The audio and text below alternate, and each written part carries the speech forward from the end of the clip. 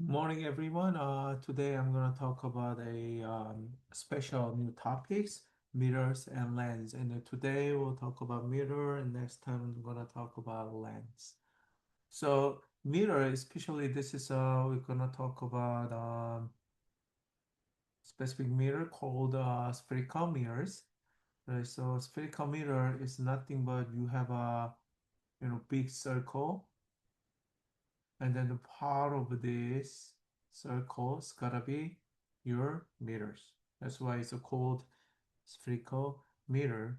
So then, of course, it has a radius r because this is a spherical meter, and right, and then you have a sphere here, or right, the circle here, right, and then the center is called the C, of course, right? And then principal line axis is a line drawn from the C to the meter surface. So for example, let's assume this is a meter, then this is your principal axis, and the vertex is the point where the principal axis intersects with the meter surface. So that's gonna be here, is gonna be your B.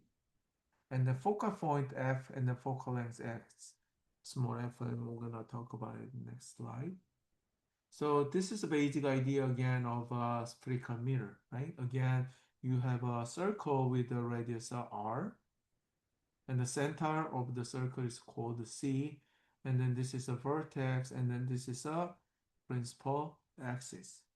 And then the important thing, the very first important principle for the spherical mirror, the focal point F is halfway between C and V.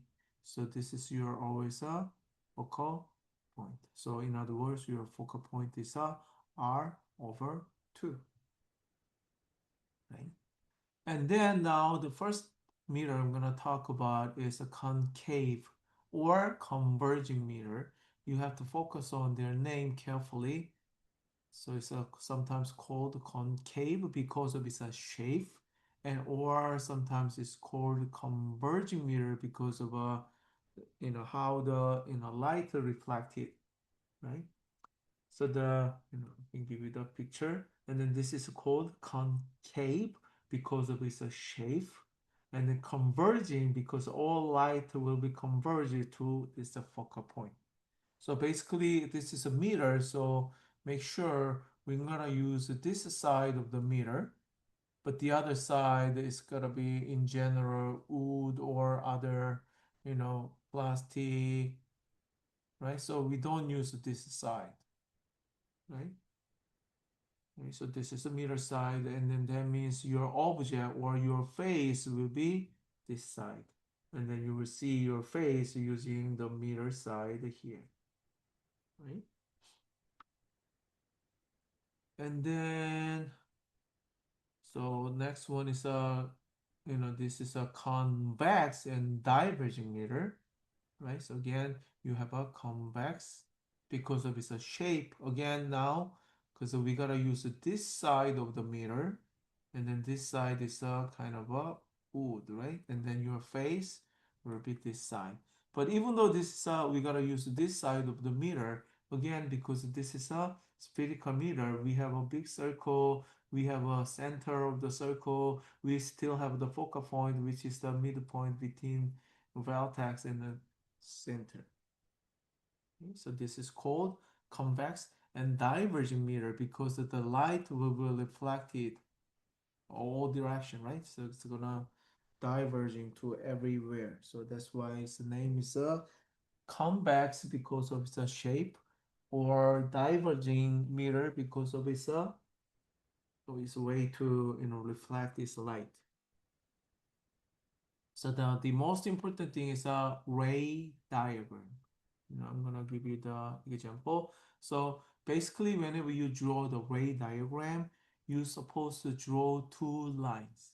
So again, this is your object. It can be your face, whatever. So assuming this is your face, your eyes gonna be here, your mouth gonna be here, right? Your nose here, right? This is your face. And then now the first line is always parallel to this axis. And then whenever it meets the mirror, it reflected to the focal point. So first line, parallel, and toward the focal point. And the second line is directly to the center. And then now you see there's one intersect. And then this is the position where actually this image will be formed. And then make sure your image is not gonna be like this. Instead, your image is gonna be upside down because this is the position close to your eyes, right? So your eyes will be here, your nose will be here, your mouth will be here. Okay, so this is your where your image is formed. And then you will always ask three properties, image properties. That's gonna be the question you will have in your exam. Image property, first of all, direction, upright or inverted. In this case, it's inverted. And then the size of the mirror image is, you see obviously this is a smaller, or sometimes you can have a larger. So inverted or upright. And the last one is a real image or virtual image. So real image for the concave mirror. So real image always formed in the area where light will be, will travel. So for example, your light will be reflected by the mirror, and then your light, actual light, will be in this area only, right? Your light never gonna be here, right? So then your image, if your image is formed in this area where light travel, it's called real image. And you will see in the next slide, sometimes your image is formed behind the mirror, then that is called virtual image. So for example, this is gonna be again real image, but let me finish this one first, right? So your object is here again, assuming your red side, and then the empty ball here, first line parallel to the focal point, and the second line directly to the center. Again, now you see in general, these two lines never gonna meet, right? And then you have to expand your line all the way the other direction, and then this is where your image is formed. This is a red, and then this is a empty circle right here.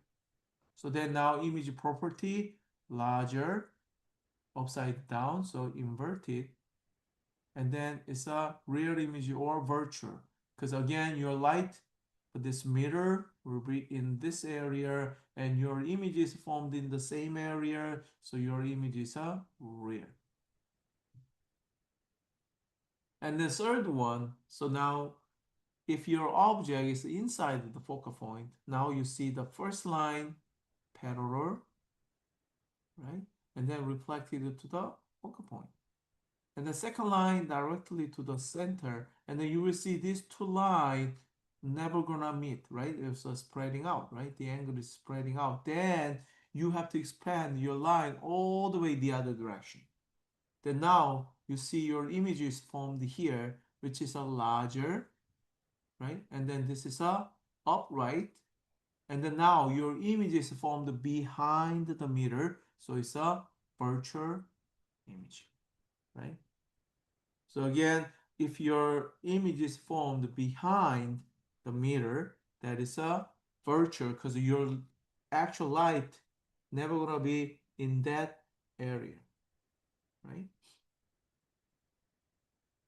So this is a image characters, rear, virtual, upright, inverted, larger, smaller, right? So you always have to specify these three properties.